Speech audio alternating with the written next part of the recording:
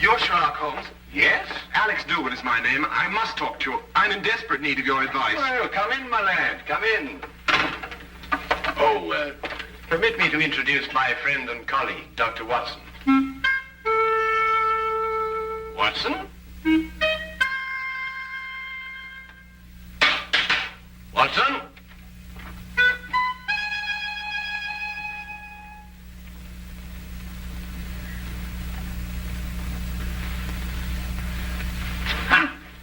Just as I suspected. Well, Oh, my goodness me, a patient. Oh, I do beg your pardon, leaving you standing there like that. Most remiss of me. There, if you sit down, I'll be with you in a moment. My dear doctor, Mr. Dougal is not your patient. He's come to see me. Huh? Huh.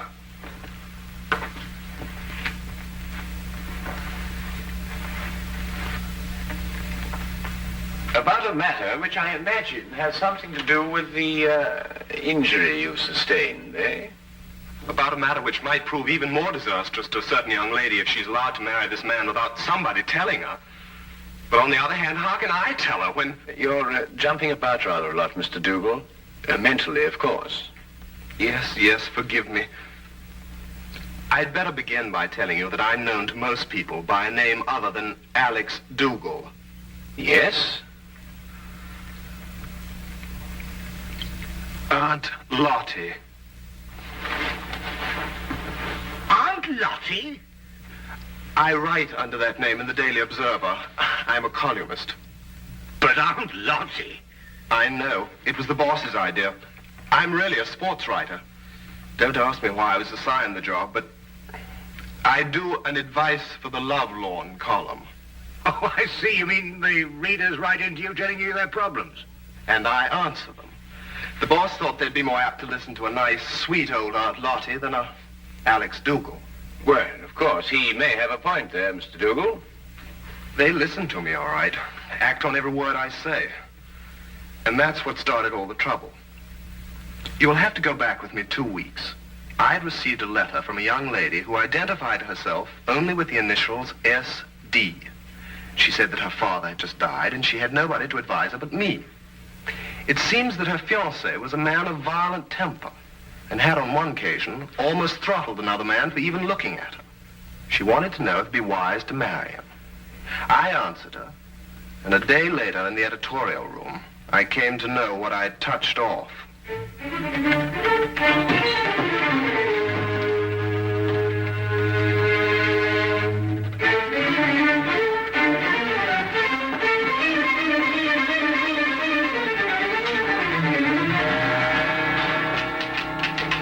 Find Aunt Lottie.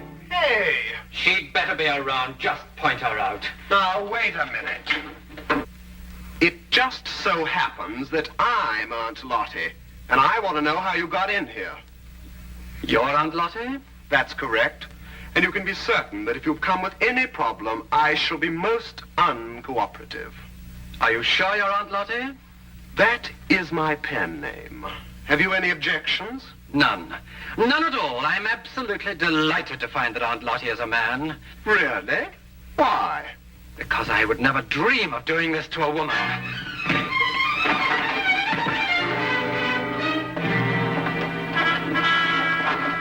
What's the meaning of this? You received a letter the other day from a young lady asking whether it was wise to marry her fiancé, a man of violent temper. That's right. You replied in your column yesterday that it would be most unwise. It is, but what's it got to do with you? I know. Don't tell me. You're the fiancé. Aunt Lottie, you have a lot of mending to do. Mending? In your column tomorrow, I want you to take back every word. It's impossible. My publishers would never allow it. Right, then you'll go and see her personally. Her name is Susan Deering. Her address is 116 Chatham Hills Road, Barhampton. When you get back, I shall expect to hear that she has refixed the wedding date. Now, wait a minute. You can't intimidate me. I gave her my honest advice, and I intend to stick to it. What did you say? I intend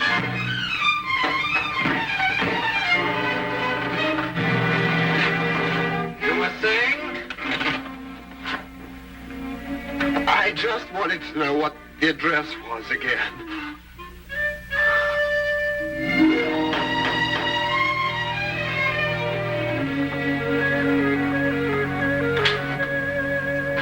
Miss Deering?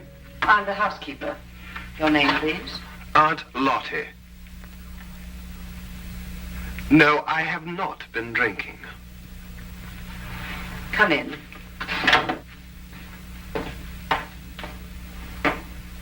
Wait here, please. I'll call her.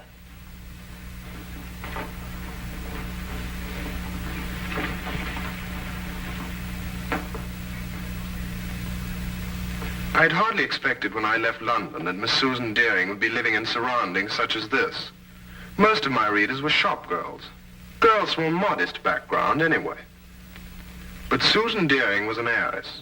I realized this when I recognized the subject in the painting above the fireplace. He was Oliver Deering, the chemical manufacturer who 6 months ago had suffered a heart attack while pursuing his favorite sport, bicycling. He was undoubtedly her father. How do you do? How do you do? Are you really Aunt Lottie? I'm afraid so. My editor felt it would inspire more confidence than a name like Alex Dougal, which is my own. But I don't agree with your editor at all. Oh, really? I never fail to read your columns. They're always so full of wisdom and understanding. Almost like Father used to talk before he died. Well, thank you. But if I didn't think so, I never would have written to you. Never have called off my wedding. Well, as a matter of fact, that's what I came to talk to you about, Miss Deering. Do you mind if we sit down? Oh, please, yes.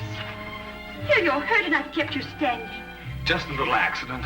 Nothing at all. Yet. Would you like a pillow or something? Oh, no, thank you. What bothers me more than any little ache is the advice that I gave you in my column. The advice you gave me, but every word of it was so true. It cleared up everything. Well, I felt the same thing at the time also, but after meeting your fiance, Mr. Murdoch... You met Jack? Oh, quite by accident. He struck you. I know he forced you to come here and see me. Oh, no, not at all. Then how were you hurt? I fell down the stairs. It was an accident. Forgive me. It's quite obvious that a man like you could never be forced to do anything against his will. Well, I should hope not. But at any rate, after meeting Mr. Murdoch, I felt it my responsibility to come here and retract my original advice. Forgive me, Miss Deering. That's what I've been telling her. No one is perfect naturally, but Mr. Murdoch is eligible in every other way. He has gold mines in Africa, if that's what Tilda means. And I could be sure he wasn't marrying me for my inheritance. But, Mr. Dougal, you've never seen him when he loses his temper. Miss Deering, have you ever heard of a Dr. Freud? No. A young Viennese. He's invented a new science called psychoanalysis. He says that a temper is a perfectly healthy, normal outlet for emotions. It's quite normal. Mr. Dougal, you know so much. That's my job. I'll write to Jack immediately and tell him it's all right again. Good. And if you have a picture of the two of you, I'll see that it's published in the society page under soon to be betrothed. Mr. Dougal, what's the matter? Something happened to my back when I fell. I wonder, would you mind putting one hand on my shoulder and one in the small of my back and pull? Thank you. Mr. Dougal, you must do something about your back. When you get home tonight, have your wife rub it with liniment. I'm afraid that's not entirely possible, but I'll have the man at the club do it anyway. You mean to say that you're not married? I'm afraid not. It seems that every time I meet a girl that interests me, she's not available. But then that's life. There's always tomorrow, and, well, who knows? I might be as lucky as you and Mr. Murdoch. Now, what about that picture? I'll get it for you.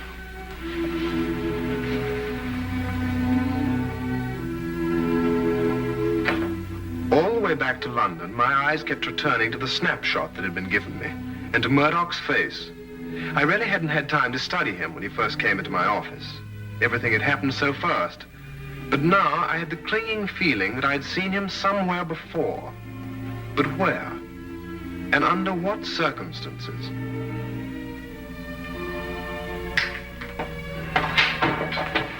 Hello, Dougal. I trust you were successful. Extremely. And I'm going back with even more confidence to make her change her mind next time. You're not Jack Murdoch, and you don't have any gold mines in Africa. You're Freddie Brill, the racetrack fixer. Now, whatever gave you that idea? I used to be a sports writer, for your information, and I remember you very well. You got flung in jail for nearly killing a jockey that double-crossed you. And if you don't think I can prove it, just come down to the library and I'll show you a back issue with your picture in it. That won't be necessary. I didn't think it would be. So it's her inheritance you're after, is it? That's it. And I don't think you'll be telling her. What are you going to do? First, I'm going to make you best man at my wedding. What? After today, I can't trust you out of my sight. As best man, you have reason for being at my side every minute. But this is insane. Secondly, I make you this promise. If Susan should learn of my true identity before we're married, I won't make inquiries as to who told her. I'll assume it was you. And if it's the last thing I do, I'll kill you.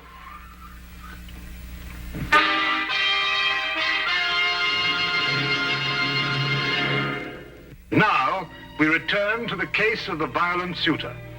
I'm always giving out advice myself, but here I am, strangely enough, asking for it. What shall I do? If I expose Murdoch, he'll obviously take his revenge on me. But on the other hand, how can I allow poor Susie to be victimized that way? I see. So it's Susie, is it? Well, up until half an hour ago when I managed to get away from him, Murdoch keeps me handcuffed to his side. And naturally, when he saw Miss Deering, I did also. Ah, yes, quite naturally. Well, there's no point in denying it that she does something strange to me. And I found myself wanting to be the groom instead of the best man. That may very well happen yet, Mr. Dougal. But how, with Murdoch still in the picture? We'll remove him from the picture. Well, it's simply stated, Holmes. But surely you don't mean to expose Murdoch and risk Mr. Dougal's life. No, Watson. If any lives are going to be risked, they'll be yours and mine. Oh. My plans aren't crystallized yet, Mr. Dougal, but my advice to you is to go back to Mr. Murdoch and continue to be his best man. You'll hear from me very soon. I'll do anything you say, Mr. Holmes. Thank you, Mr. Holmes. Not at all. Oh, wait.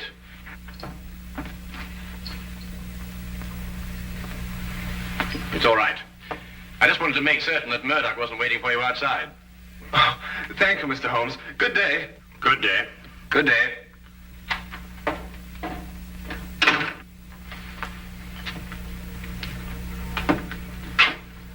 And how do you propose to help Mr. Dougal?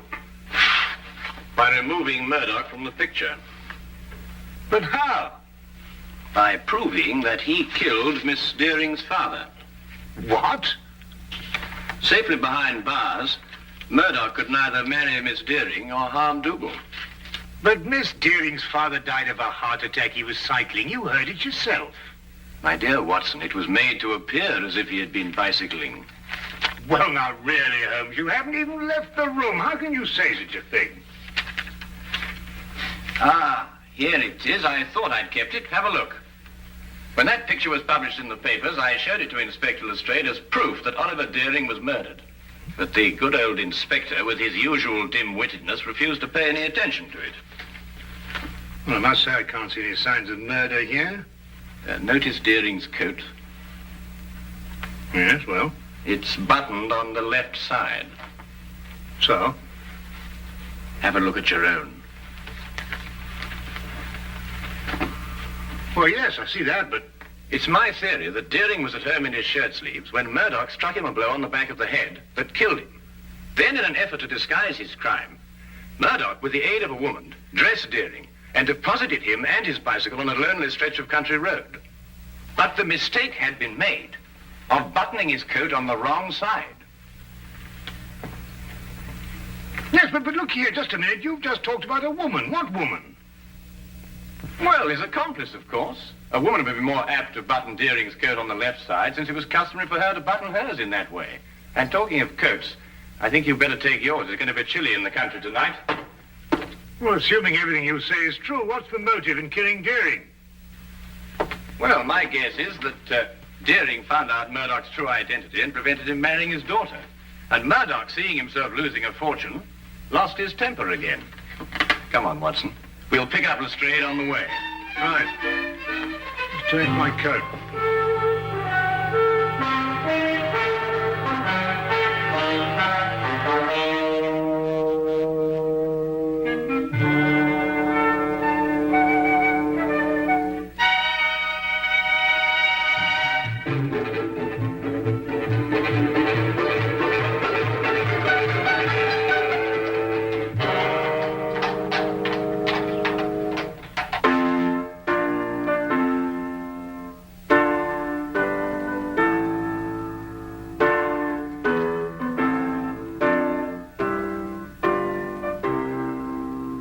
Now what's the matter? I got a twist in my back. Are you still complaining about that? Don't you talk to him like that. I'll talk to him any way I choose. Not around me, Jack Murdoch, you won't. Tea is served. Nothing like a nice cup of tea to relax everyone. If you don't keep your temper, you'll ruin everything. It's all right, Hilda. I'll pour.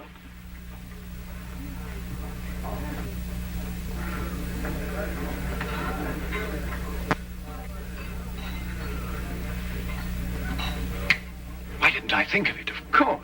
Of course, what? The accomplice, it's Tilda. The housekeeper? Yes, it would have to be someone normally attached to the house to have been present at the murder. Tilda fits the part perfectly. She would also have to know Murdoch. And from the manner in which she's just been talking to him, that's obvious, too. Your theory sounds as wild now as it did when you first told it to me. Lestrade, give me your gun, will you? What for? Well, I'm just going to put my theory to the test. Wait a minute. Oh, don't worry, I shan't hurt anyone.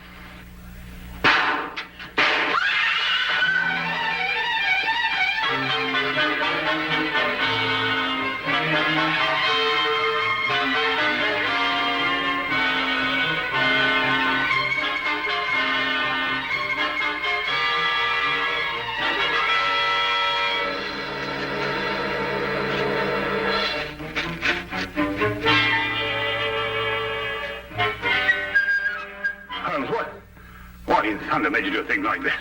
No time to explain now. They'll have the staff out and search the grounds. If they find us, the whole plan's ruined. Well, now, where's Lestrade? Lestrade! Shh! Lestrade! He was behind us when I last looked. Oh, confound him. If they find him, everything will be ruined. Here, we'd better go and find him ourselves. Lestrade. Lestrade.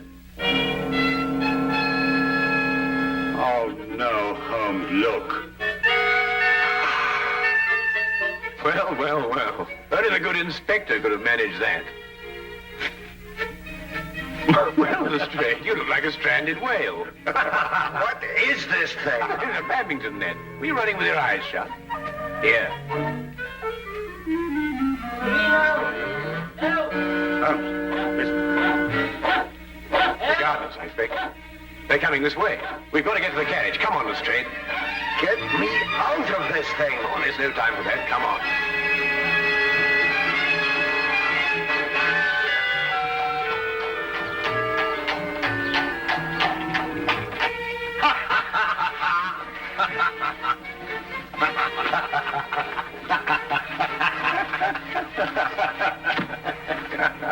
I see no item in the entire evening, Mr. Sherlock Holmes, that would prompt laughter. I'm terribly sorry, Lestrade, but I shall cherish the memory of you thrashing about on that badminton court for years to come. Wouldn't find it so amusing, Holmes, if it had been you who had torn that confounded net from its moorings. Lestrade, it was simply a question of going under it after all. And I haven't forgotten that it was your insane behavior tonight that made it necessary for us to be running at all. Yes, what were you up to, Holmes? Those shots, I mean. Yes, I assume there was a purpose. Oh, a very definite purpose, Lestrade. Those 3 bullets were bait for a trap. Odd bait, I must say. I trust it was the perfect bait for our purpose. I only hope that our delayed departure from the Deerings won't make us too late to see the trap sprung. You mean it wasn't sprung at the Deering? There were too many people there, Watson. You see, if my theory is correct, then Jack Murdoch's flat should be the place. And I wonder if we can entice this driver to go just a little bit faster. Cabby! Cabby, go as quick as you can.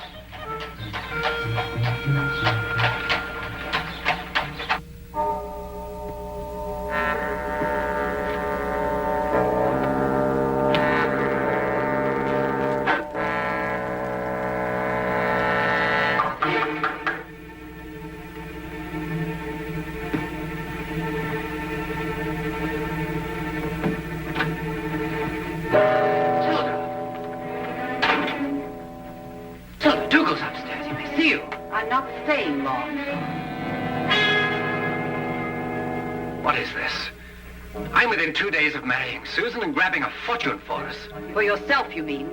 You never had any intention of sharing it with me. What are you talking about? £50,000 is yours the day I'm married. Didn't I promise it to you?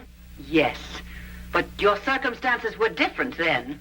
I saw you kill Mr. Deering, and you got panicky that I would run to the police. But time's gone by, and now you've found a surer and cheaper way to keep me quiet. What do you mean? Back at the house before, you had someone try to kill me. Tilda, I told you, I swear I know nothing about those shots. You could never make me believe that. There's only one person in this world who would benefit by my death, and that person is you. I'll never feel safe while you're alive. I wouldn't do that if I were you, miss. Drop that gun. You're under arrest. We heard everything you said. You were tricked, Tilda. It was the police fired those shots at you. Well, Mr. Holmes here anyway. I had a feeling it would stir things up a bit. It's an old adage that partners in crime never trust one another. Get down!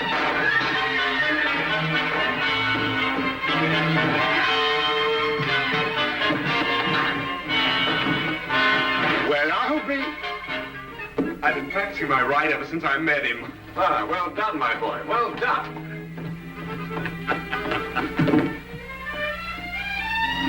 You'd better come along too, miss.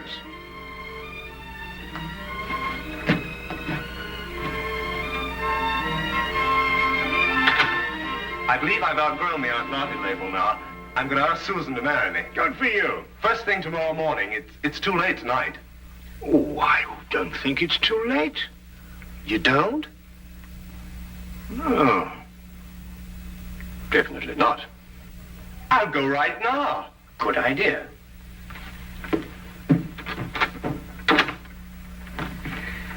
Well, Holmes, you've solved the mystery and brought two young lovers together.